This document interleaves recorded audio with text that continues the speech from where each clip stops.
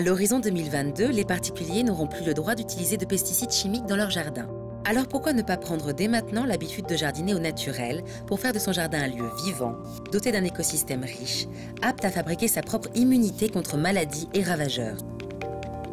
Avoir un jardin naturel ou riche en biodiversité, c'est d'abord chercher à multiplier les milieux différents. Avoir des espaces un peu secs, d'autres au contraire un peu humides, une lisière entre les arbustes et la pelouse. Première règle pour jardiner sans pesticides, apprendre à organiser son jardin en fonction du lieu où l'on vit. On a des régions tempérées, des régions froides, on a des régions très sèches. Eh bien, la subtilité va être, quand on aménage son jardin, de prendre en compte ces aspects-là pour faire en sorte que la plante s'adapte le mieux à son environnement.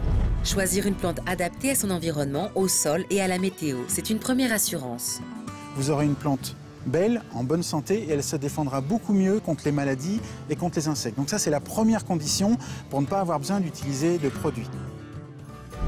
Deuxième recommandation, pour jardiner naturellement et éliminer tout pesticide chimique, c'est d'alterner ses plantations. La rotation des sols est fondamentale pour limiter la dissémination de maladies cryptogamiques, de maladies virales ou bactériennes. La rotation des sols aussi, l'assolement, a aussi un autre intérêt.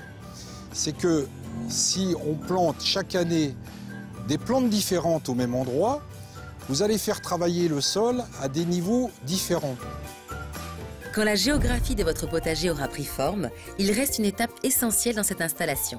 C'est l'accueil des animaux utiles, des espaces pour ces alliés du jardinier qui vont l'aider à lutter naturellement contre les nuisibles. Première chose, déjà, dans mon jardin, j'ai installé un nichoir dans lequel viennent des moineaux. J'essaie de conserver des espaces non cultivés. Donc effectivement, s'il y a des animaux, ils peuvent vivre dans ces espaces cultivés. Mais j'ai aussi un tas de compost qui ressemble un peu à un talus, dans lequel vont vivre d'autres types d'animaux. Je fais un tas de feuilles que je bloque avec des branches ou des choses comme ça. Tous les jardiniers vous le diront, arroser au bon moment en quantité nécessaire, c'est tout un art. Il existe différentes façons de donner à vos plantes l'eau dont elles ont besoin en privilégiant l'arrosoir.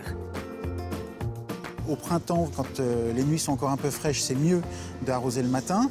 Fin de printemps, début d'été, arroser plutôt le soir. Les plantes vont profiter de l'humidité comme ça toute la nuit pour se réhydrater et boire correctement l'eau. On n'arrose jamais l'après-midi parce que tout va s'évaporer très vite et il n'y a aucun bénéfice pour la plante et on va gaspiller. Et puis c'est contrôler aussi les quantités d'eau que vous allez mettre. Différents systèmes d'arrosage existent, comme les tuyaux d'arrosage poreux ou goutte à goutte, qui reliés à un programmateur permettent de gérer l'eau précisément. Une autre technique permet d'être économe en eau, le paillage, qui évite l'évaporation de l'eau. Le paillage, c'est par exemple la tonte de pelouse que l'on peut faire à proximité du jardin. On va récupérer donc la pelouse, ou alors si on a aussi de la paille ou si on a des copeaux de bois, mettre au pied des végétaux de façon à conserver l'humidité au maximum de la terre. Et puis aussi éviter que la terre ne sèche de trop et fasse une croûte en surface, ce qui empêche l'eau donc de s'infiltrer par la suite. Le paillage va également aider le jardinier à réduire ses efforts pour désherber, en utilisant une méthode naturelle et sans danger pour les sols et l'environnement. Si on installe un paillage suffisamment épais sur le sol, on va empêcher la germination de nombreuses herbes. Enfin, beaucoup de plantes peuvent être arrachées simplement à la main ou à l'aide d'une binette. Après le travail, n'oubliez pas de nettoyer vos outils. Un geste simple qui peut, là encore, vous prémunir naturellement contre les maladies. Lorsque vous avez un sécateur, eh bien, si vous prenez soin de désinfecter les lames à l'alcool, vous allez tuer le virus ou la bactérie qui peuvent s'être déposés sur la lame. Le mildiou ou l'oïdium, mousse blanche qui se dépose sur les végétaux, sont les maladies les plus courantes qui peuvent atteindre vos plantes. Alors les déchets malades, c'est très simple, ne pas les faire patienter dans un coin du jardin, au moins les mettre dans un sac poubelle directement après leur ramassage. Les spores de ces champignons-là sont microscopiques et quand c'est la période de fructification de ces spores, les spores partent partout par millions. Jardiner nature, c'est aussi anticiper l'attaque des nuisibles avec des auxiliaires ou des méthodes simples et sans danger. Moi, ce que j'utilise, c'est des pièges. Le piège à patates, c'est une patate sous une planche ou sous une dalle qui va attirer les limaces qui vont y rester la nuit.